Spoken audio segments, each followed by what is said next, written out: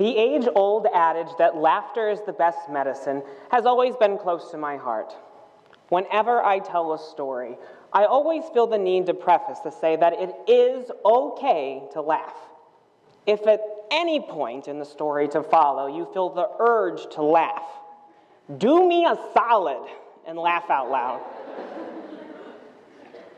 When I began my time at the University of Michigan back in 2010, it would be an understatement to say that I was going through a rough patch. It was less of a rough patch and more of a pit stop on the way to rock bottom. My brilliant strategy, though, for redirecting my life to a completely different route for the better was to lose weight. Most of my life, I was the fat kid, and I firmly and resolutely believed that if I had a more ideal body, thinner, more athletic, toned, then all of my problems should just go away. With this principle as my guiding light, I barreled full speed down the weight loss path, only to realize that I took a detour into disordered eating. The next 2 years consisted of periods of absence and excess when it came to food and exercise. I began to seek treatment for my problematic behavior as the result of a loving, yet terrifying, intervention by my older sister, who I will describe as small in stature but mighty in person. To be honest, during this period, I didn't see what was entirely wrong with my behavior.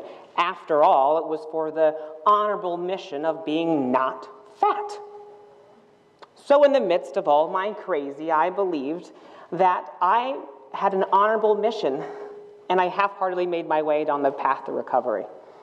But instead of changing my behavior, I was just going to get better at hiding it. But then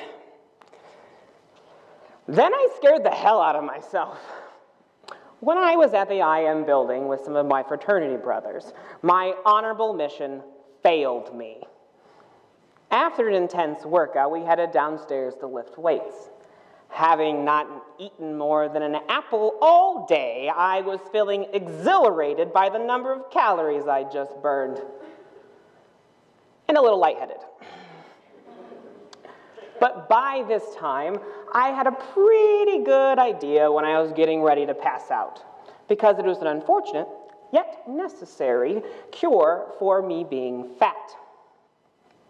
Before fainting, I announced to my friends, I think I'm going to pass out.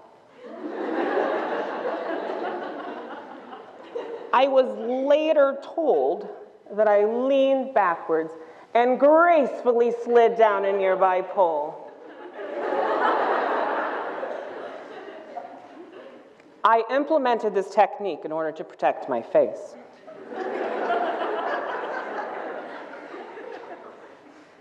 When I came to, both of my fraternity brothers are standing over me with terrified looks on their faces. In an attempt to lighten the mood, I smiled and said, I fainted, didn't I? Neither one of them caught the irony in my humor. But in a moment of purely unscripted hilarity, as I'm laying prostrate on the ground, a stereotypical bro comes up to me and says, Hey man, you plan to use that bench?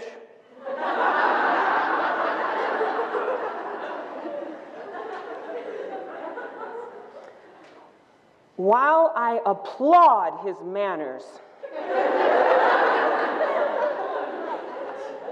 I question his lack of thoughtfulness for the guy laying on the ground. Just a thought, just a thought.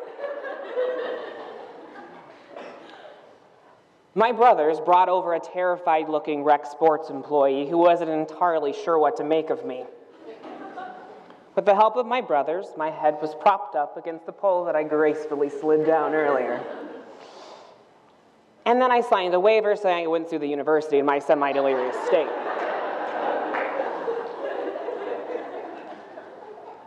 I couldn't walk by myself. My brothers helped me outside, and another one had to come pick me up and drive me home because I couldn't make it.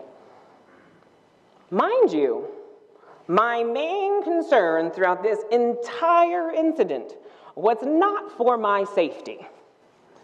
It was for how I was going to keep my secret of having an eating disorder from my fraternity brothers. I didn't want them to think less of me as a man. So I told a simple lie and saying I wasn't feeling that well that day as being the reason for me fainting.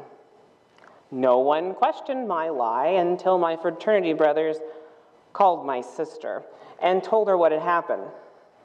She quickly came to my room and looked at me straight in the face and said, "You fucker, you didn't eat."